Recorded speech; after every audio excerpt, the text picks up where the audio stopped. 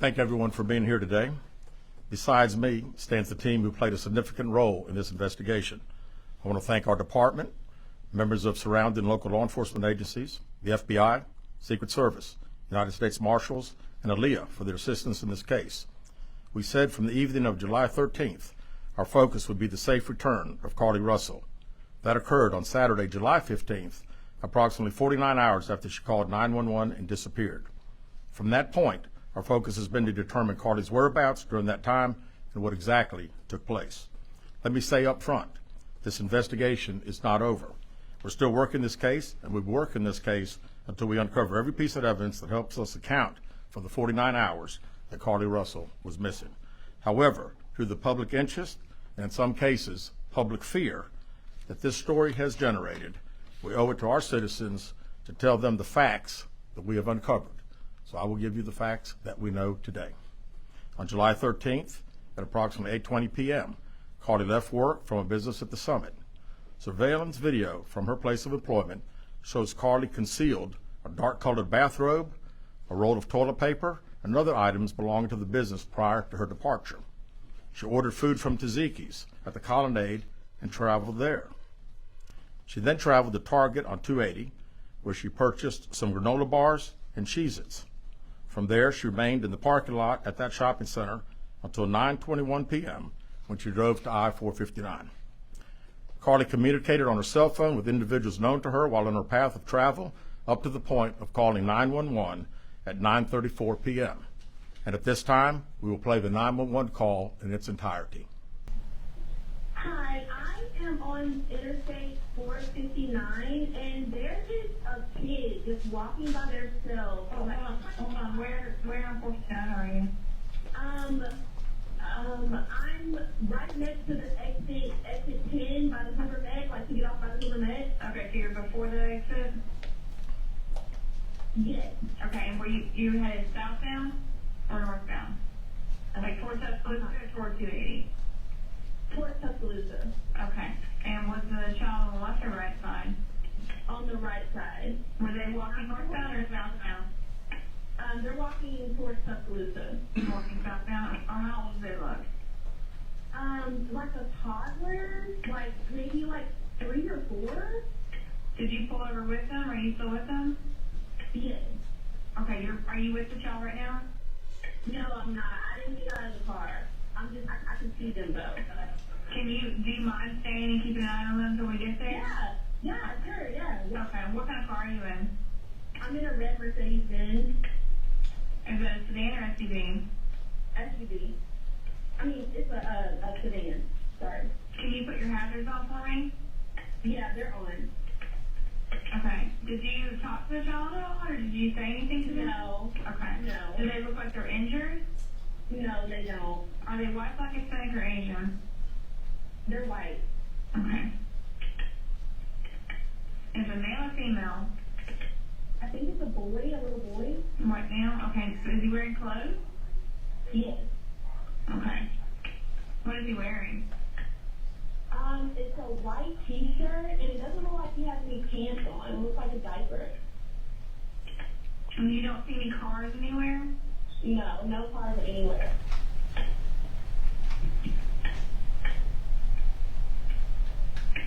Okay. All right. What's your name? My name is Carlee Russell. And you don't see any injuries on the child from where you're at, correct? No, but I can't really see them that good. Okay, try to keep an eye on them for the best you can, because I don't want you to lose track of them. Okay. All right, and do they have shoes on? No. Shoes? Not that I can see. I can't really see that. Look. Okay. All right, I've got them on the way, okay? Just try to keep an eye on them, but officers are on the way, okay? Okay, thanks. Thank you. Carlee called a relative after speaking with the 911 operator. She went missing during that conversation sometime after 9:36 p.m. Traffic camera footage was obtained which depicted this portion of the incident, and that footage was analyzed as part of the investigation in conjunction with the 911 call and cell phone data to accurately determine the time frame. Carlee's 911 call remains the only report of a child on the interstate, despite numerous vehicles passing through the area at that time. No one has called to report that a child is missing, and the Hoover Police Department did not locate any evidence of a small child walking down the interstate. Data from Carlee's phone, including her Life 360 app, shows that she traveled approximately 600 yards in her vehicle while she was on the phone with 911, stating that she was following a child. 600 yards. That is 6 football fields straight. 600 yards. The Hoover 911 Center received a second call from Carlee's mother, stating that a relative was on the phone with her when they heard Carlee scream, and then they had an open phone line. Hoover police officers arrived on the scene within 5 minutes of being dispatched, and several other officers arrived shortly. They located Carlee's wig and cell phone in the grass near the vehicle. Her purse was located in the front seat of her vehicle with her Apple Watch in the purse. The food she ordered for tzatziki's was also in the car. The items she purchased from Target, as well as the items taken from her place of employment, were not in the vehicle, nor were they located anywhere around the scene. Hoover Police deployed all available assets from the point in the search for Carlee. Additional resources were called in to include our own drone unit, crime scene investigators. Numerous detectives responded to the scene. Throughout the day Friday, officers from surrounding local and federal agencies assisted Hoover Police in the search for Carlee Russell. Officers returned to the scene on 459 to conduct a thorough line search for evidence. K-9 teams from the Jefferson County Sheriff's Department responded to check for any sign of Carlee, the child that she claimed to see, and anything else that could be considered evidence in this case. Those searches all turned up empty. Private citizens, including search parties organized by her family, friends, began looking everywhere that they could to find any trace. These searches took place throughout the day Friday and again on Saturday, yielding nothing. At 10:44 p.m. on July 15th, the Hoover 911 Center receives a call from Carlee's residence stating that she returned home on foot. In subsequent investigations, detectives obtained surveillance footage of Carlee walking down the sidewalk alone prior to her arrival at her residence. She was conscious and speaking with paramedics when she was transported to UAB. Detectives were able to obtain a brief statement from her prior to being treated and released. During the statement, she told detectives that while traveling down the interstate, she saw a baby walking down the side of the road and called 911. She stated when she got out of her vehicle to check on the child, a man came out of the trees and mumbled that he was checking on the baby. She claimed that the man then picked her up and she screamed. She stated he then made her go over a fence. She claims he then forced her into a car, and the next thing she remembers is being in the trailer of an 18-wheeler. She stated that the male was with a female. However, she never saw the female, only hearing her voice. She also told detectives she could hear a baby crying. She told detectives the male had orange hair with a big bald spot on the back. She said she was able to escape the 18-wheeler and fled on foot, only to be captured again and then was put in a car. She claimed she was then blindfolded but was not tied up because the captor said they did not want to leave impressions on her wrists. She said that they took her into a house and made her get undressed. She believes they took pictures of her, but she does not remember them having any physical or sexual contact. She stated the next day she woke up and was fed cheese crackers by the female. She said the woman also played with her hair, but could not remember anything else. At some point, she was put back in a vehicle she claims was able to escape while it was in the West Hoover area. She told detectives she ran through lots of woods until she came out near her residence. During this interview, detectives noted that Carlee had a small injury to her lip, and she claimed that her head was hurting. She also had a tear in her shirt. Detectives also noted that she had $107 cash in her right sock. Out of respect for Carlee and her family, detectives did not press for additional information in this interview and made plans to speak with her in detail after giving her time to rest. Detectives continue analyzing data from Carlee's cell phone that was left behind at the scene. We enlisted the help of the United States Secret Service in conducting this analysis. Part of what data includes several internet searches in the days leading up to her disappearance that I think are very relevant to this case. On July 11th at 7:30 a.m., the term, "Do you have to pay for an Amber Alert?" was searched. On July 13th at 1:03 a.m., the day of her disappearance, the term, "How to take money from a register without being caught," was searched. On July 13th at 2:13 a.m., the day of her disappearance, the term, "Birmingham Bus Station," was searched. On July 13th, 2:35 a.m., a search for a one-way bus ticket from Birmingham to Nashville was conducted with a departure date of July 13th. On July 13th at 12:10 p.m., a search for the movie Taken, a film about abduction, was conducted. There were 2 searches related to Amber Alerts on a computer at Carlee's place of employment, including one regarding the maximum age of an Amber Alert. There were other searches on Carlee's phone that appeared to shed some light on her mindset, but out of respect for her privacy, we will not be releasing the content of those searches at this time. We've asked to interview Carlee a second time, but have not been granted that request. As you can see, there are many questions left to be answered, but only Carlee can provide those answers.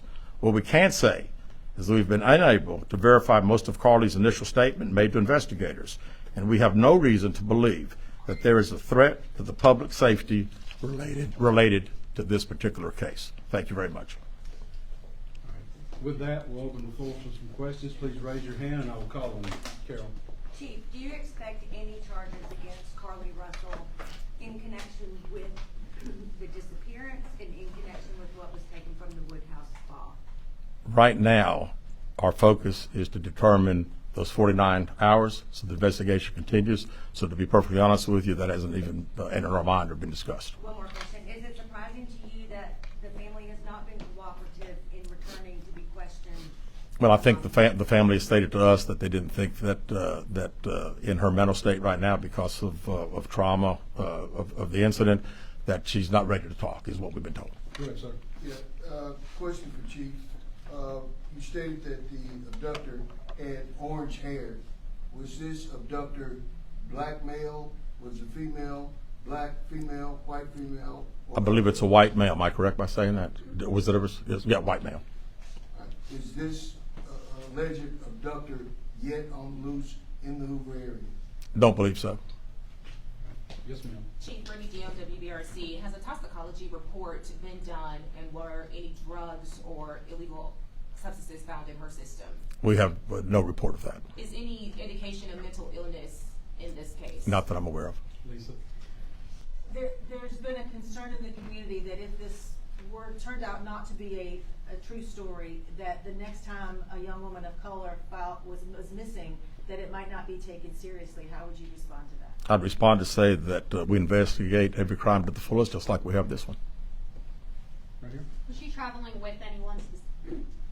Was she traveling with anyone since the time she disappeared, to your knowledge? And not to my knowledge. Right here. Chief, I know you said you weren't able to verify a lot of aspects of the story. Where do you think she went, and how would you characterize what happened here?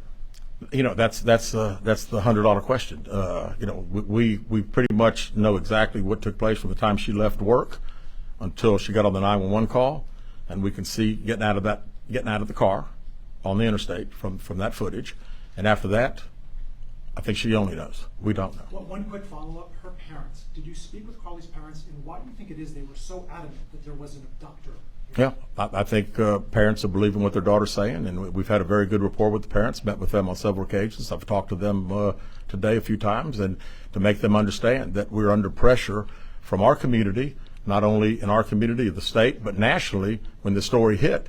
And I just wanted them to understand that today we were going to have a press conference, and what we were going to detail today are facts. And everything that I've told you today is actual facts. It's not innuendos. It's not what I think. It's not what these detectives think. It is the factual information that we have. Chief Ajay Robinson, WBRC. How much time do you think you'll give the family before going back to Carlee for a sentencing? Well, I think our detectives have talked to the parents, and we're ready. We're ready to talk as soon as she's ready. So, you know, she called right now. We're ready. You've had one word to describe what went on. What would that word be? How about unknown? You know, we know the facts that we have. Everything else is unknown at this time. In the back. What have the past few days been like for you, your department? This has been a stressful search, hasn't it? Well, absolutely. And again, the focus of the investigation that Thursday, when she went missing, of course, the focus was to get Carlee home. That's what we want all. We wanted her safe and sound, and that's all happened. And then, of course, this has gotten to be not only a local, state story, but a national story. So, you know, it is. It's a lot of stress on everyone in the Hoover Police Department, in the mayor. Every citizen here, we want to know the truth. As you stand here, are you frustrated? I wouldn't say I'm frustrated. I mean, I'm very happy that Carlee's home. That was the main ingredient here, and then we'll figure it out. I promise you that we'll end up figuring it out. Any idea about the number of manpower hours or the expense with the drones and all the rest of the search that might have cost the city and the state and federal government? Yeah, we haven't had time to consider that, but it's you know, again, these detectives that are here, this is just a small group of people that have been associated with this case.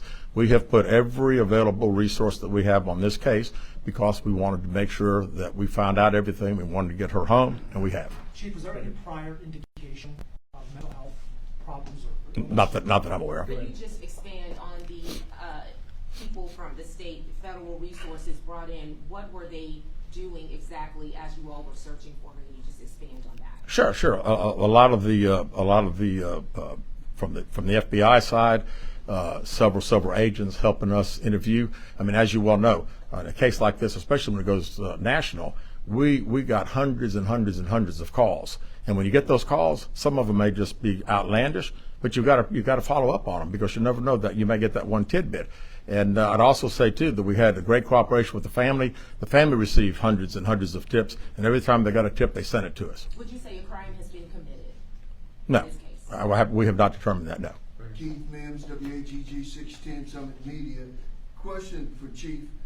With all the searches that you mentioned, Chief, that were on Carlee's phone, does that kind of give you an indication of her mind state during this ordeal, the 48 hours Yeah. that she went missing? Well, you know, again, we want to talk in facts, and I do think it's highly unusual to the day that someone gets kidnapped, that 7 hours, 8 hours before that they're searching the internet, Googling the movie Taken about an abduction. I find that very strange. Yes. Yes. Do you feel confident, do your investigators feel confident that you know why Carlee Russell may have done this? No, we do not know. Absolutely not. Chief, can you explain for us, you mentioned that while I believe you said Carlee was on the phone with 911, she was traveling 6 football fields, which tells you what? Which tells me that I've had kids, and I'm sure a lot of people here have, and it's very, again, she said it, and I'm not saying it couldn't happen because I've always been one of these guys, never say never, but 6 football fields. I like athletics, I like football. 6 football fields. To think that a toddler, barefoot, that could be 3 or 4 years old, is going to travel 6 football fields without getting in the roadway, without crying, without any just moving down. It's just very hard for me to understand. Chief, have you used any technology to enhance that video from 459, and did you see a man grab her? We did not see, from what we can tell, we don't see anybody on the interstate other than her car and then someone getting out of her driver's side. We have sent that off to the FBI for enhancement. It has not been returned. Do you think in this case that charges will be forthcoming towards Carlee Russell, and how serious of a crime is it to not only fabricate a 911 call, but to lie to law enforcement during an investigation? Well, you know, again, that's not something that we've been discussed as we're going through the still investigation. But, you know, people have to understand that when someone says something like this, we put every available resource. Everybody comes together from state, local, federal. It's just a lot of work, and you know, the gentleman earlier said frustrated. I mean, it is a little frustrating to think that all this has been done and we can't find anything out. Did anyone see her calling in from the side of the road when she made that 911 call? No, not to my knowledge. All right, last question here. Is this investigation held up until you can speak once again to Carlee Russell? Well, there's a few things that we're still doing, but obviously we want to talk to Carlee as soon as we can, and and do an in-depth interview. And at that time, I think we'll have these investigators doing some other things. So, Chief, at this All right, juncture, would that's you all say the this was a questions we're gonna hoax? answer today. We appreciate you guys coming, and we'll be following up with y'all later. Thank you so much. Thank you for your time, Chief. Thank you very much.